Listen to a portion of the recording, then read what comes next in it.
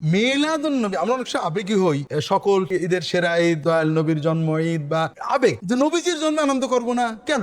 এই দিনে 12ই রবিউল আওয়াল রাসূলের জন্ম, এটাই নিশ্চিত না। তার মানেটা কি? তার মানেটা হলো 12ই রবিউল আওয়াল যে ঈদে, এটাই তো সাহাবীরা জানতেন না। এখন আমার প্রশ্ন হলো, নবীজি সাল্লাল্লাহু আলাইহি সাল্লামের জন্ম আনন্দ করব, সে কি নবীজি সাহাবীদের তরিকায় না আমাদের বানোয়াট তরিকায়? যদি মনে করি নবীজির জন্মে আনন্দ করা ইবাদত, তাহলে নবীজি সাহাবীদের করতে হবে। আর নবীজি সাহাবীরা করেননি, তার মানে এটা কোনো ইবাদত না। নবীজি সাহাবীরা করেননি, সেটা ইবাদত হতে পারে। চিন্তা করার মানে নবীজি এবং সাহাবীদের ছোট জান্নাত আর আমাদের বড় জান্নাত মনে করা, এটা তো আমরা যেতে পারছি না। দ্বিতীয়ত 12 নবীজির মৃত্যুদিন, তা আমরা এটাকে মৃত্যুদিন শোক দিবস করব, কালো ব্যাস পড়বো না সাদাটা পড়বো, সেটা আগে কম। হ্যাঁ, কোনোটাই না, কোনোটাই ইসলামেরই না। অনেকে বলে যে 12ই রবিউল আওয়াল ফাতেমা রাদিয়াল্লাহু তাআলা নাকি শোকে ছিলেন না আনন্দে ছিলেন। এখন কথা হলো, সম্ভবত এই জন্যই রাসূলুল্লাহ সাল্লামের দেখেন জন্ম, নবুয়াত, হিজরত, ওফাত সোমবারে, যেন মুসলমানরা আলাদা কিছু না করতে পারে, রোজা ব্যাস, আর কিছু না। তাই জন্য এই দিনে আমরা অন্য কিছু করব না, আমরা স্বাভাবিক ইবাদত করব। সোমবার যখন পড়বে রোজা রাখতে পারি, তবে এই উপলক্ষে বা যে কোনো উপলক্ষে দিনের ওয়াজ, আলোচনা, মাসলা মাসাইল হতে পারে, সেটা ভিন্ন জিনিস। যে রাসূলুল্লাহ সাল্লাল্লাহু আলাইহি ওয়াসাল্লাম আমাকে পূর্ণাঙ্গ দিন দিয়েছেন না আরো কিছু সংযোগের পূর্ণাঙ্গ?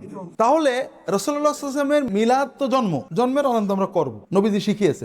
কোনো কিছু না শিখিয়ে জানি, সেটা হলো সোমবারে রোজা রাখা। ইসলাম বছরে মুসলমান চাই না, দৈনিক মুসলমান চাই। তো এই জন্য রাসূলুল্লাহ সাল্লাল্লাহু আলাইহি ওয়াসাল্লাম সোমবারে রোজা রাখতে উৎসাহ দিয়েছেন। সোমবারে রোজা রাখবেন আপনারা, এই দিনে নবীজির জন্মদিন, এই দিনে আমল আল্লাহর কাছে যায়, বৃহস্পতিবারে রোজা রাখবেন।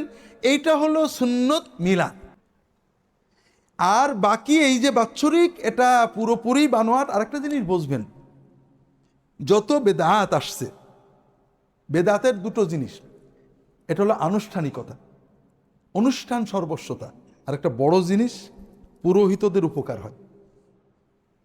আমরা যদি সবাই সুন্নত মতো সোমবারে রোজা রাখি, তাহলে আমাদের ইমাম সাহেব হুজুরের কোনো লাভ হবে?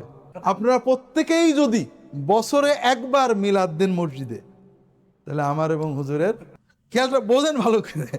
এখানে বিষয়টা হলো, এই জন্য অনেকে বলে যে হুজুর কোনো আলেম বাড়িতে মিলাদ দেয় না কেন? আলেমরা জানে তো এটা।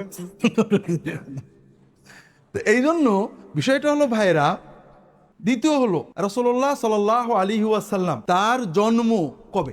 সোমবারে নবীজির জন্ম সাহাবীরা জান। আপনি কোরআনের নেই, হাদিসের নেই, সাহাবীদের যুগে নেই। তৃতীয় প্রজন্মে এসে তাবেইনরা যখন ইতিহাস লিখতে শুরু করেন, তখন এইগুলো নিয়ে গবেষণা হলো। তাবেইনদের যুগ থেকে কিছু কথা আছে, অনেক মত আছে। তার মানে সাহাবায়ে কেরামগণ এই দিনটার কোনো গুরুত্ব দেননি। খেয়াল করেন, খ্রিস্টানরা ক্যালেন্ডার গণে কোথা থেকে?